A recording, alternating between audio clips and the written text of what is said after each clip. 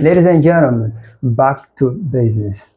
Back to business. Hello everyone, j'espère que vous allez tous bien. Donc aujourd'hui, nous allons être dans la continuité de ce que nous avons commencé. Ça fait un bon moment qu'on n'a pas partagé de valeur ici en termes de montage vidéo. Donc aujourd'hui, nous allons apprendre ensemble à faire cette animation.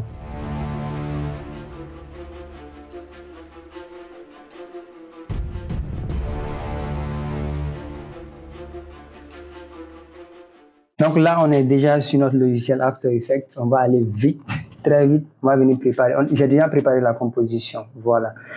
J'ai déjà préparé la composition. Donc là, la première chose à faire, c'est de créer un solid.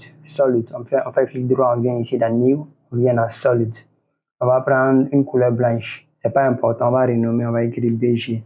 Background. Voilà, couleur blanche. C'est pas important du moment où on va changer de background. On va venir dans Effect, un preset qui est ici. On va chercher ce qu'on appelle ramp, gradient ramp. Gradient ramp, on l'envoie ici. Voilà, dans le background où on l'envoie, c'est la même chose. On l'envoie ici. Ensuite, on va prendre la première couleur de Start Color. On va choisir une couleur bleue. Un peu comme ça, bleu ciel. On va venir prendre la deuxième couleur ici qui est blanche. On va la mettre en noir foncé. Voilà, noir foncé. C'est bon. Là, on est bon. Maintenant, l'autre chose à faire, c'est de venir ici dans Rectangle. On va sélectionner. On va venir prendre Rounded Rectangle. Voilà. On va prendre un fond qui est noir. Un contour de 0. Donc là, on va dessiner comme ça. Voilà, là, le rectangle est dessiné. On va venir ici, on va faire entrer, on va renommer, on va écrire fond. FOM. Voilà, on va reprendre fond. Voilà, là, on a renommé. Ensuite, on va prendre le anchor point. Le anchor point, on va l'envoyer au milieu. Vous savez comment le faire. Soit on fait clic droit, on vient dans Transform, on vient ici dans Center Anchor Point. Voilà, le anchor point est venu au milieu. Ensuite, on va venir ici dans Rectangle, on va cliquer, on va descendre. Dans Rectangle Path, on va cliquer sur la flèche, on va venir dans Rounded Rectangle pour que le contour, voilà, le contour n'est pas bien rond. Pour que le contour soit bien rond, on va augmenter le roundness. Voilà, voilà, c'est bien rond. C'est le but. Donc là, une fois que c'est fait, c'est bon. On va tout désélectionner. Maintenant, qu'est-ce qu'on va faire? Faudrait l'aligner qu'on l'envoie au milieu. Voilà, là, il est au milieu, c'est bon. Maintenant, on va le dupliquer. CTRL D pour le dupliquer. On va renommer lui. On va écrire contour. Lui, c'est le contour. On le renomme. Voilà. Maintenant, le contour, on va venir dans le rectangle. On va enlever le fond. Du moment où on a dit contour, on va enlever le fond. On va augmenter le contour à, disons, à combien? À 8. 8, c'est bon. Voilà, le contour à 8. Voilà, le contour est là, 8. Donc, lorsque le contour est fait, qu'est-ce qu'on va faire? On va venir maintenant ici, dans contour, on va cliquer sur la flèche, on va cliquer dans Path. Dans Content, on va cliquer dans Rectangle, on va cliquer dans Stroke. On va drastiquement descendre jusqu'à Taper. Taper ici, on va augmenter le End Length à 100. Voilà, lorsque on augmente le End Length à 100, vous voyez là, la fin a pratiquement disparu. C'est le but au fait. Voilà, une fois que c'est fait, on va cacher le taper, on va monter, on va venir dans Line Cape, on va cliquer Line Cape, on va prendre Rounded Cape. Voilà, là c'est bon. Lorsqu'on clique ça, c'est bon. Ensuite, on va venir ici, dans Add, on va prendre Trim Path. Trim Path. Trim Path, on va cliquer sur la flèche de Trim Path. Maintenant, on va essayer d'animer ici. Voilà, maintenant, vous allez suivre avec attention. On va prendre le Offset, on va l'envoyer quelque part ici. On va diminuer le End. On va diminuer le end jusqu'à ce que je vais augmenter pour que vous puissiez bien voir. On va aller à 50. Voilà, vous puissiez bien voir. Regardez. Le but, c'est de faire de telle en sorte que, voilà, ça soit ici. Donc là, j'ai diminué le end à 16, j'ai diminué le offset à moins 30. Voilà, pour que ça soit ici. C'est le but. Donc lorsqu'on finit ça, on va tout désélectionner. On va revenir dans Fill to Come. Voilà. Donc là, maintenant, on doit animer. Dans l'animation, vous avez vu au début, la taille est grande. Donc là, on va agrandir la taille. Mais là, on ne peut pas agrandir la taille des deux côtés. C'est-à-dire, si j'augmente la taille du contour, ouais, c'est le contour seulement qui va s'augmenter. CTRL Z, retour. Si j'augmente la taille du fond, c'est le fond seulement qui va s'agrandir. le contour n'est pas grand. Est-ce que vous voyez? C'est pas le but. Donc là, comment est-ce qu'on peut faire de telle en sorte que les deux vont s'animer ensemble? C'est de tout désélectionner. On vient ici, on fait clic droit, on vient dans New, on vient dans Null Object. Ou soit vous pouvez venir ici dans Layer, New, Null Object. Voilà. Alors, lorsqu'on prend le Null Object, on va sélectionner les deux. Contrôle, on sélectionne les deux. On vient prendre le Parent Link, on l'envoie dans le Null. Voilà. Là, maintenant, les deux se sont organisés dans le Null. Donc, à travers le Null, je peux les augmenter les deux. Je peux les augmenter les deux. OK? Donc là, on a fait sortir le scale. Maintenant, on va faire sortir la position P. Shift P pour que la position sorte sans que le scale ne disparaisse, en fait. Donc là, on va mettre un keyframe sur la position, mais on ne met pas keyframe sur le scale. On va agrandir le scale comme ça. Voilà, le scale est grand. Voilà, la position, on va envoyer un peu ici. Voilà. Là, c'est bon. Maintenant, on va venir dans le contour. On va repartir dans le trim path qu'on avait créé, le trim path. On va cliquer le end et le offset. On va cliquer U. Les deux qui vont sortir. On va venir un peu devant. Voilà. La position, on va un peu animer la position pour que ça puisse aller un peu vers la gauche. Voilà. Ensuite, on va prendre le offset. On va envoyer le offset. Voilà. Jusqu'à ce que le contour puisse sortir. On va augmenter un peu le end. Voilà. Donc là, lorsqu'on va jouer, vous allez voir. On va augmenter un peu, voilà. Lorsqu'on va jouer, vous allez voir. On va diminuer ici un peu, voilà, pour que tout puisse sortir. Voilà. On va diminuer un peu l'espacement, voilà. Ça sort, c'est un peu lent. Donc on va diminuer.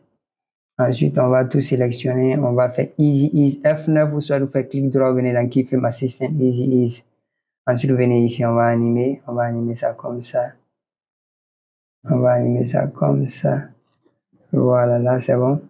Lorsqu'on va jouer, vous allez voir. Qu'est-ce qu'on va voir, ce que ça va donner. Comme ça, voilà. C'est bon, comme ça. Ça joue comme ça, voilà. Maintenant, on va essayer de venir jusqu'ici. À partir d'ici également, on va animer la position pour que la position vienne jusqu'ici. Voilà, pour que le contour du rectangle puisse sortir. Voilà. Maintenant, on va animer le offset. L'offset va venir ici. Voilà, ici. Ensuite, on va augmenter un peu seulement le end. Un peu seulement. Voilà. Donc là, c'est comme ça joue comme ça, comme ça. Voilà, maintenant on va animer ici. Les keyframes qu'on a fait, on va les animer. On va faire de telle en sorte que ici, ça vient. On va tout sélectionner, hein. Faut tout sélectionner parce qu'on a sélectionné tous les keyframes. On va voir qu'est-ce que ça va donner avec cette animation. Comme ça. Comme ça. Donc, il faudrait que la fin, ça puisse aller vite à la fin. Voilà, le début, ça va doucement, enfin, ça va vite. Regardez, comme ça. Comme ça, voilà, c'est bon. Là, on est bon. On va essayer un peu de diminuer pour que ça soit un peu rapide. On va jouer, on va voir qu'est-ce que ça va donner. Comme ça et comme ça, voilà. Et je pense que c'est toujours lent. Comme ça, voilà. Maintenant, à partir d'ici, maintenant, vous allez bien suivre. On va revenir ici, voilà, ici. On va ajouter maintenant un keyframe pour le scale. On va venir devant ici, voilà. On va diminuer la taille. On va prendre la taille normale du début. Donc, comment est-ce qu'on peut faire ça pour revenir sur la taille du début? En fait, on fait clic droit. On vient dans Reset. On va prendre la taille du début. On va venir dans Position également. Faire la même chose, Reset. Voilà, vous voyez, ça a pris la taille et la position du début. Maintenant, qu'est-ce qu'on va faire? On va prendre le offset, on va l'envoyer jusqu'ici, là où il était. Maintenant, on va augmenter le end à 100%. Voilà, maintenant, on va mettre les deux là en Easy Ease. Maintenant, on va animer les keyframes ici. Maintenant, comment est-ce qu'on va animer ça? Maintenant, avec les keyframes, c'est à vous de jouer avec les keyframes jusqu'à ce que vous soyez satisfait. Donc, on va essayer comme ça. Au début, ça va doucement. Enfin, ça va vite. On va voir qu'est-ce que ça va donner comme ça. Voilà, c'est bon. Je pense que c'est bon. Je suis satisfait. Comme ça, comme ça, comme ça, comme ça. Voilà. Là, c'est bon. Là, on est bon. Hein? On est bon. Maintenant, on va ajouter le blur. Vous savez, chaque fois que moi j'anime, je mets le blur. Pour ceux qui me suivent, vous savez, comme ça, Et comme ça. Voilà. Maintenant, la dernière chose à faire, c'est d'ajouter le test. Test animation. On va écrire animation professionnelle After Effects. Voilà. After Effects.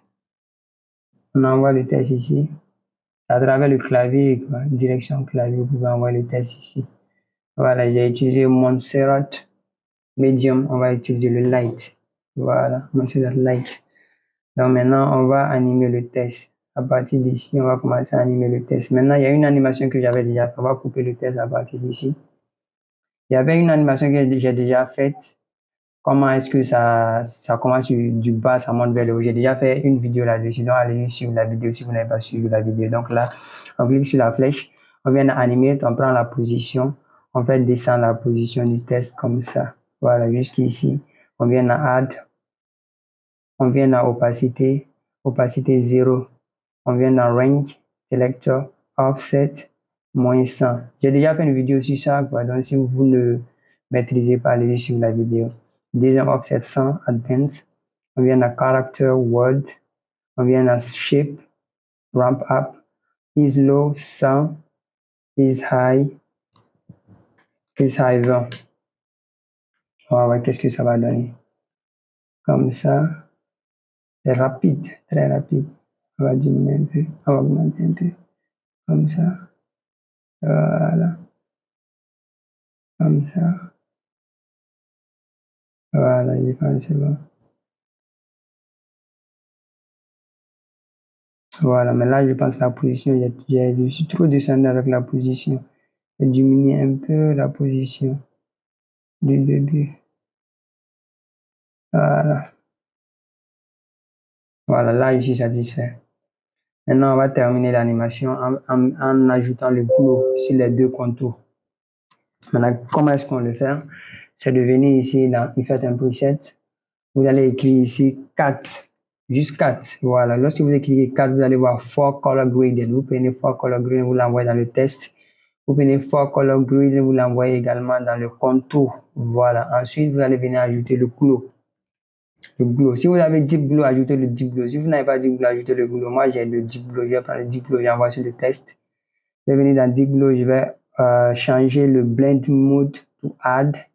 Je vais venir également dans le compte. Je vais copier, voilà, je vais copier le glow. Je copie le glow, CTRL C, je viens dans le contour, CTRL V. J'ai copié, j'ai collé. Regardez maintenant qu'est-ce que ça donne. Voilà.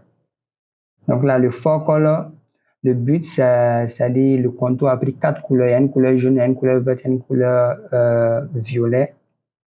C'est ça, hein? Et une couleur bleue. Voilà, même chose pour le test. Donc c'est ça le rôle de 4 color. Le deep glow, c'est d'ajouter un glow. Voilà, là, c'est bon. Tac. Là, on est bon. Hein?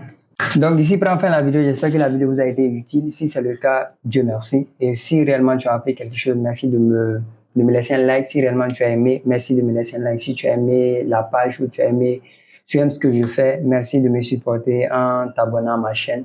Et si tu as des questions, laisse tes questions en commentaire. Je vais prendre le temps de te lire. Donc, d'ici là, on se retrouve très prochainement pour une nouvelle vidéo. Merci.